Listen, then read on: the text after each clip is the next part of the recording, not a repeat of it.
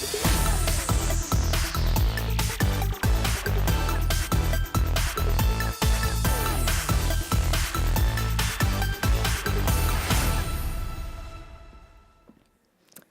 everyone, thank you for having me here today in Bucharest.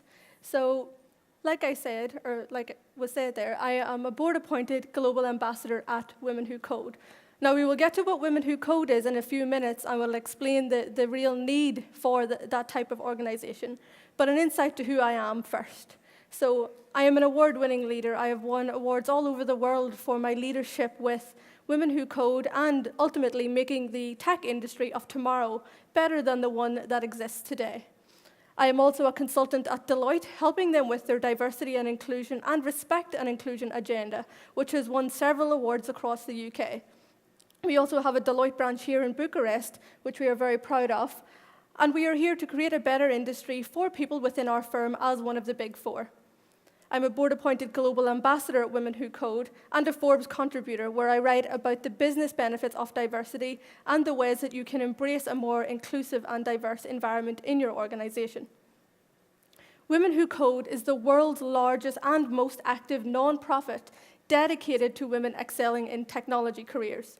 We have over 137,000 members globally in a presence in over 80 cities. We have given over $2 million worth of scholarships to women in technology to help them excel their technology careers. Now that falls into getting them to conferences, giving them the financial aid that they need to excel in this industry. We have women in different chapters all over the world creating spaces and making moves. We provide free meetups in all of our locations for women to come together and nurture their digital confidence. Now, that's something that's extremely important to me whenever I started with Women Who Code 5 years ago, is that it was free, because diversity is not just gender, it's not just race, it's not just ethnicity. This is about people with different socioeconomic backgrounds and how we can support those people in this industry. So where I come into play is I'm from Belfast. My work has branched across the UK and Europe, but 5 years ago I was a software engineer. I have a computer science degree. I took the standard pathway to get there, but I noticed that there wasn't a lot of female role models or people that looked like me in the industry. I was a lead developer on some of the most high-profile public sector projects across the UK, but I was the only female in the room, and I didn't like that. I didn't like that nobody looked or sounded like me, no less the fact that I am a person of colour in Ireland, which is not very common in the spaces that I was in. So 5 years ago, I brought Women Who Code to Belfast. Now, to put it into perspective, Women Who Code at that stage only had 5,000 members across the world. So a lot smaller than where we are now, where we have over 137,000 across the world.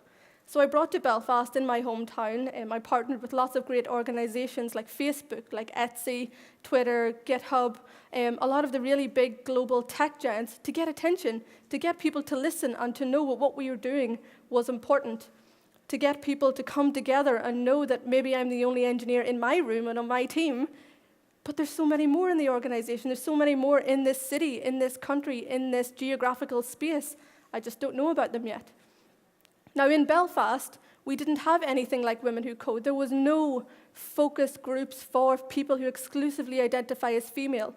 So we broke ground. I broke ground in Belfast at that time. I made history, and we were very, very successful. We were listed in The Guardian as one of the leading startups across the UK, and we've done a lot of great work there. So we then branched to London, Bristol, and Edinburgh, and then helped open up, Edinburgh and Dublin, and other branches across Europe in Sofia and different places. What we are doing is creating a movement. We are creating a space for women to come together and to know that you are not the only person like you. The struggles that you are having are not exclusively just with you. There are people that can help you, that can mentor you, and that can get you ultimately what we're all here for, is the job that you want and more money for the job that you want. So Women Who Code at the minute, we have almost 9,000 members across the UK. Now, I led our award-winning UK expansion for about 4.5 years until I was promoted this year to a global ambassador, where I help companies form diversity and inclusion strategies in that space, where I've been speaking at conferences since I was 22, which feels like a long time ago now, but through that leadership with Women Who Code, I've been able to do that. I've been able to empower myself to then empower almost 9,000 people, which I'm very, very proud of.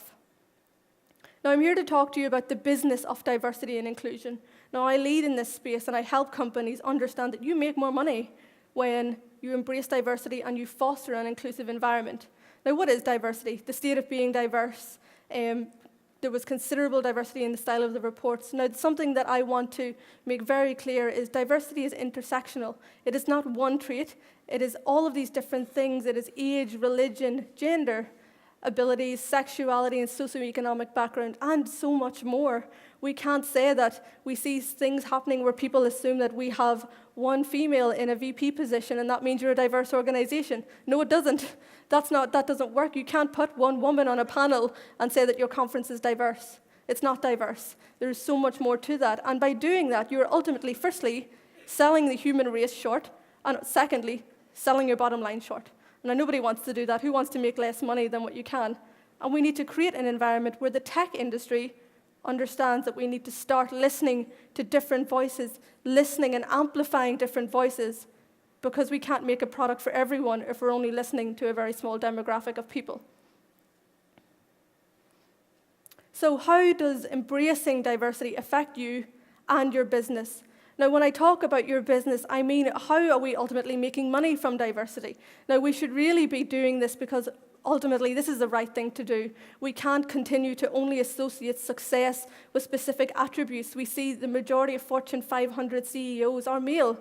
And that's fine, that's great, they're doing great work, but we're then directly associating success attributes with that kind of person. What about the people that are different? What about the people that look like me, that are 5'4" Sri Lankans, adopted and raised in Ireland? What about people like me who speak at the World Economic Forum at 26? I'm a leader, and I've worked damn hard to get to where I am. But that has taken a lot of work for me to get there, and to now pave the way for other people. Now, we need to understand that until we start understanding and changing the industry, changing the culture in your organization, changing the environment that we expect people to want to work in, we spend almost 8 hours of our daily lives working somewhere. Do we not want that to be, firstly, the best place for people, but also the best place for us to make the most money because our people are dedicated to us and understand that we are here to empower them as much as they are here to empower us?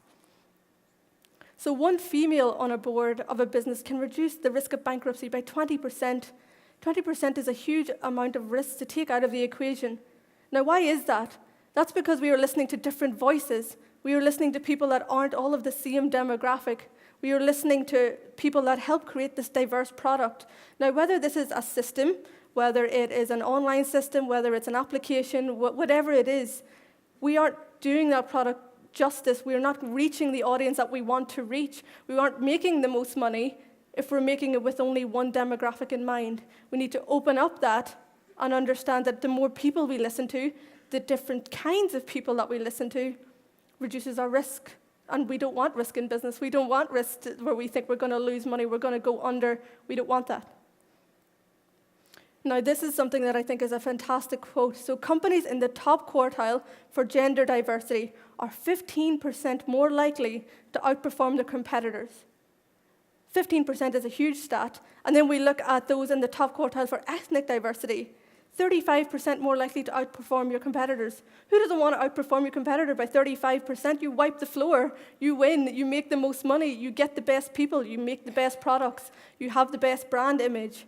And these are all by doing different things relating to diversity and inclusion. Now, I'm going to get to different things that we can do as leaders, as everyone in your organization, right the way from CEO down to intern, because diversity and inclusion strategies do not succeed with just the top level being engaged. They only succeed when every single person in your organization wants to make that company better, wants to create a more diverse and inclusive environment. We can't just have figureheads talking and then middle management not following through. Whether we like it or not, females and underrepresented communities are typically in junior and mid-tier roles. Now, what that means is those people, they're not working with the CEO every day, the VPs every day. They're working with middle management. So your CEO can be talking fantastic things about how they embrace diversity and inclusion, but if middle management don't get it, middle management don't buy in, the people that it actually affects that are in the junior and mid-tier roles don't see any difference. They're disillusioned. They see all of this talk and no action. We need to change that. That doesn't work. Companies reporting above average diversity on management teams, now this is VP, senior manager and above, reported 19% higher innovation revenue than those with below average leadership diversity. Now why does that make a difference? There's the old saying of you can't be what you can't see, and I certainly believe that very, very strongly. And it's why Women Who Code and organizations like that, like Girls Who Code and everything else, and people of color in tech, and all of those different organizations that really work to show role models and relatable role models. Now, this is something that is very important to me as someone who has had and continues to have experience of that space. But we can't continue to expect people to want to come and work for us if there's no one that looks like them, that sounds like them, that has something relatable about them. And as leaders and as allies, that should be on you to change. When employees think that their organization is committed to and supportive of diversity, and they feel included, innovation revenue increases by 83%. 83%, that's amazing. Now, we're in technology here. We're in an industry where we don't thrive if we don't create, if we're not innovative, because if we're not innovative, our competitors are. So we want to ensure that the people in our organization understand that we do care about diversity and inclusion and belonging. We don't just have diversity hires and then nothing changes when you get in through the door. You feel tokenized. You don't feel part of the organization. This is all about creating a stream, a larger pipeline of people that don't fit into the standard demographic, but feel like they belong in your organization because of these different things we can do. Now, like I said, there are lots of things that we can do that are really big things, but there's also lots of really small things that we can do that make a big difference. So how can you personally, every single person here, how can you personally create a more inclusive environment? Now, I want every single person here can be an ally. Maybe you are a member of a marginalized or underrepresented community, but there's different things you can do. Become a sponsor. Now, this is a huge sign of allyship. Mentor or sponsor someone from an underrepresented community to aid career growth and increase company retention. Now, this is about understanding that as an ally, as a person in leadership, as perhaps a white male who has the position of leadership in your organization, you have the ability to inflict positive change. You have the ability to sponsor someone, to give them the visibility in your organization, and to also give them constructive feedback. We don't need feedback that is pats on the back and fluffy. We need feedback that tells us, you are damn good at this, but this is also what you can do better to get to the next level, because otherwise we don't succeed. And we're here to get on the career ladder and work our way up. Call out inappropriate behavior. Now, this sounds silly. Maybe this sounds like common sense to a lot of people, but it doesn't happen, or it doesn't happen enough. Now, as allies and as people that have leadership positions who can maybe take the brunt of saying that's not okay, whereas perhaps an underrepresented or marginalized person does not feel confident enough to do that, you need to use your voice. You need to amplify. You need to listen and understand, I need to say that that's not okay, because otherwise that person doesn't feel included. They don't feel like they belong. Task all employees with getting involved with D&I-related tasks. Now, I'm going to get to something later about amplifying voices. Now, this is different. This is about whenever someone, perhaps your D&I champion, someone in HR, someone in people, whatever, comes to you and says, we want you to reach out within your remit, maybe it's your engineering team, and we want to get you involved in creating a D&I event or an event specific for a certain demographic, and you automatically defer it to the person who's a marginalized, part of a marginalized community. That's not okay. What that's doing is you're directly, firstly, delegating. You're being a performative ally, which means you're happy to reap the benefits of what that event will do or what that space will do, but you don't actually do anything to help. You put more work on the person who's already trying super hard to either perform at the same level by doing more or feels like they have to do more to be seen on the same level, and giving them something that was asked of you. Performative allyship is extremely dangerous because it takes away the power that you can have to do something really, really good.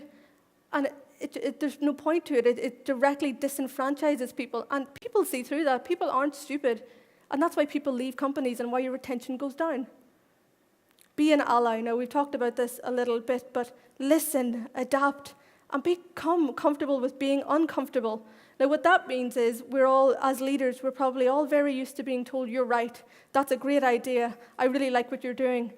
You need to get comfortable with hearing people come to you and say, you know what, actually, I don't think that works. I'm not comfortable with you doing that as person X, or whatever that might be. But get ready to hear those things and adapt what you're doing and your leadership techniques off of that. Change, and change some more. And keep listening, and be quiet, and listen some more. And I have to do this too, because I can't speak for everybody. Nobody can speak for everybody.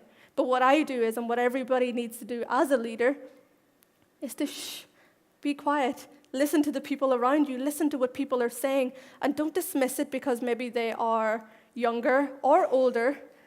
Don't dismiss it. Really, really, really listen, because there's a huge power in a leader that listens to the people that work for them or work with them. Use inclusive language.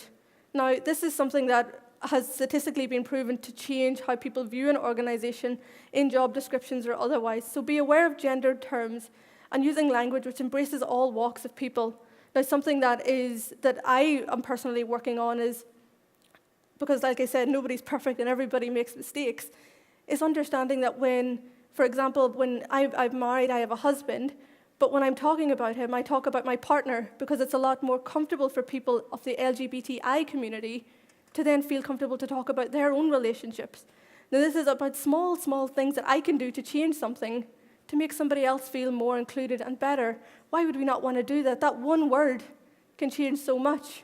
Other things about making different people feel accepted, and there should be no reason why someone shouldn't feel accepted, but we live in a society that is broken. We need to fix it. But different things like being aware of pronouns and people's pronouns, and as someone who exclusively identifies as female and is cis, making people aware of my pronouns makes it easier for someone who maybe feels like they have to announce and they don't want to have to do that. If I do it first, that makes it so much easier for somebody else, which is why in my LinkedIn, on my Twitter, on everything else, I reference my own pronouns. Small, small actions making big, big changes. Roll out unconscious bias training regularly in your organization. Now, this doesn't mean you do one session and, oh, wow, unconscious, unchecked bias is gone. That doesn't happen because, like I said, this is a societal issue, and this is something that we're fixing for everybody over and over and over again. Don't think that you do one training and that's it all fine and dandy, because it's not. You have to invest. You have to change these things. You have to keep checking people. And this links back up to calling out inappropriate behavior and holding people accountable for their actions. This is exceptionally important when we're looking at recruitment processes and how you recruit, who you go to recruit. I've dealt with organizations and helped them where they've not understood why their demographic is very much young white males. And that's because they go to the same recruiter every single time, and that person is going to the same pool every single time. We need to look at partnering with organizations that reach different demographics and embrace different demographics to do those different things. And that's all about understanding the bias that we all have and don't realize, or the bias that we do have and need to change.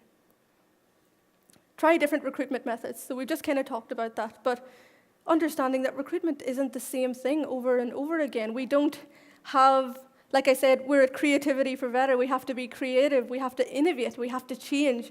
We have to try new things. Maybe some of those things work for your organization. Maybe they don't. But if you don't try them, you don't get any new results. Recognize privilege and use yours to amplify the voices around you.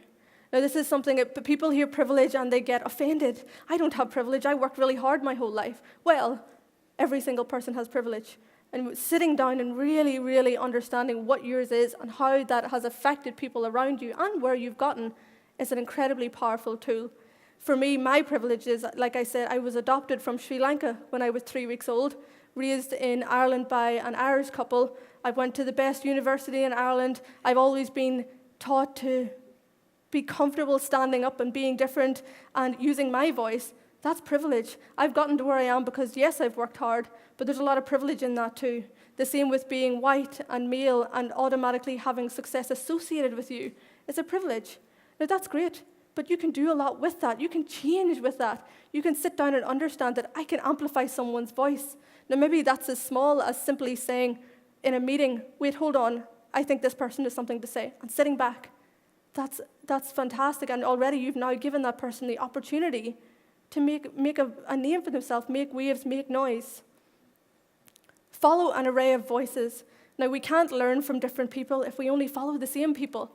Now, there's great tools online if you use Twitter, such as diversify your feed and different things like that, which show the percentage of different people that you follow. Now, maybe that's less than 50% women or whatever else it might be. But for you to understand what's going on around you, you have to surround yourself with those voices. Follow people like you, follow people not like you, follow people that are completely different to you, and listen. And like I said, shush, and listen, and listen, and listen, and adapt, and rework, and do it again. Because that's how you learn, and that's how we become better leaders. Get involved in the community. Now, this is about yourself as an ally, embedding yourself in the community and understanding that you really can make a difference, that you can get involved with Women Who Code or whatever else it might be, and change. Get involved. Don't speak with no action. Stand up to it. Put your money behind it because of the different benefits that we've already spoken of.